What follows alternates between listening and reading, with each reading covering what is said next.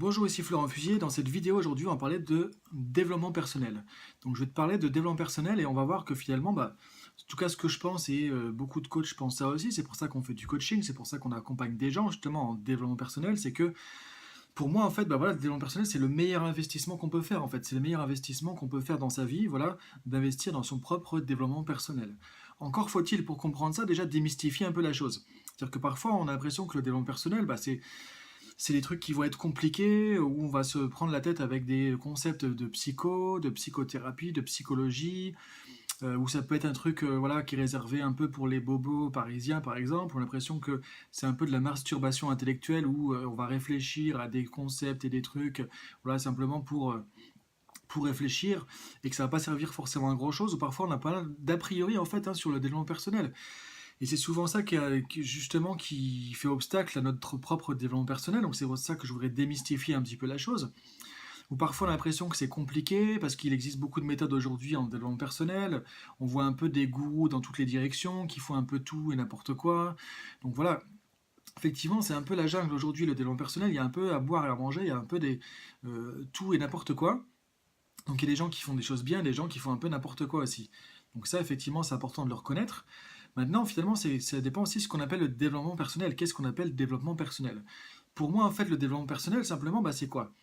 C'est mieux se connaître, c'est déjà apprendre à te connaître, apprendre à qui tu es, apprendre voilà, quelle est ton identité, qui tu es en tant que personne, quels sont tes points forts, quelles sont tes faiblesses, quelles sont les difficultés que tu peux avoir dans la vie, quels sont tes atouts, quels sont tes potentiels, quelles sont tes capacités. Donc c'est déjà mieux se connaître, connaître aussi ses réactions, savoir quand est-ce que tu réagis de manière plutôt appropriée, plutôt adaptée dans certaines situations, quand est-ce que tu as l'impression qu'effectivement tu n'as pas forcément la bonne réaction au bon moment par rapport à ce qui se passe. Donc c'est vraiment mieux se connaître, mieux se comprendre, mieux s'appréhender. Déjà, c'est un premier axe de développement personnel. C'est aussi comprendre comment on fonctionne. Développement personnel, c'est quoi? C'est aussi déjà comprendre comment tu fonctionnes. Le problème, en fait, c'est quoi en tant qu'être humain? C'est qu'on arrive sur Terre et on n'a pas de mode d'emploi. Donc c'est un peu comme si tu voulais monter un meuble Ikea et que voilà, tu n'avais pas la notice. C'est pas forcément évident, sauf si on est vraiment super bricoleur. Donc le développement personnel, c'est quoi? C'est aussi comprendre comment on fonctionne.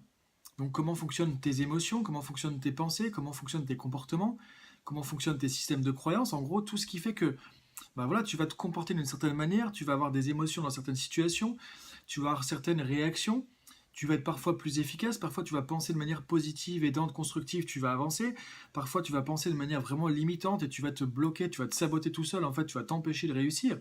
Donc voilà, comprendre comment on fonctionne, comprendre comment fonctionnent mes pensées, mes émotions, mes comportements, et du coup, quand tu comprends ça, quand tu te connais mieux, quand tu sais mieux comment tu fonctionnes, où est-ce que ça va, où est-ce que tu as effectivement des difficultés, où est-ce qu'il y a des choses que tu devrais changer dans ton propre fonctionnement.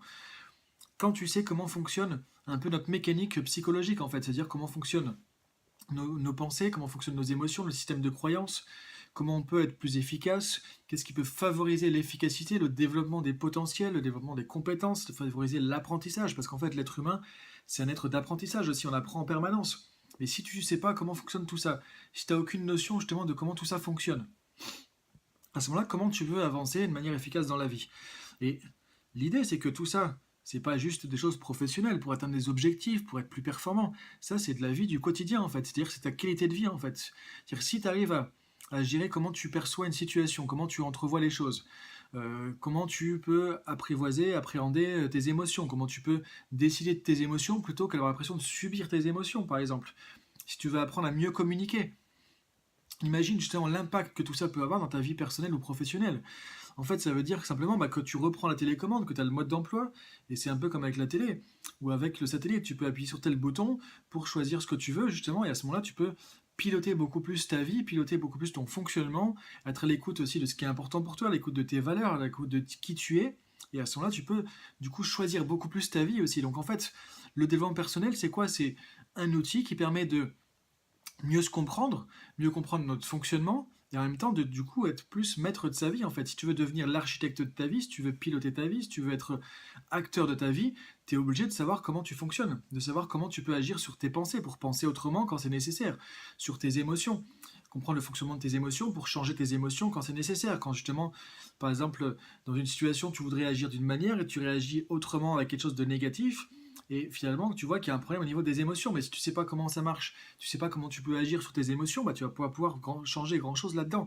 Donc en fait, pour moi, le développement personnel, c'est vraiment se connaître, apprendre comment on fonctionne, et du coup aller chercher maintenant des outils, des méthodologies qui vont te permettre de mieux fonctionner, de pouvoir changer justement ton fonctionnement dans différentes situations.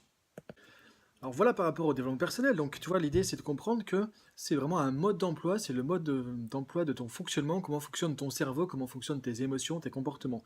Donc une fois que tu as identifié ça, justement, bah, tu peux tout changer, tu peux tout faire. Tu peux apprendre plus facilement, tu peux changer tes comportements, tu peux appréhender les situations de la vie différemment. Donc en fait, tu peux améliorer ta qualité de vie complètement dans des situations personnelles et professionnelles. Maintenant, effectivement, il y a beaucoup de choses qui existent en termes de développement personnel, donc l'idée c'est de choisir un peu simplement la méthode que tu vas utiliser.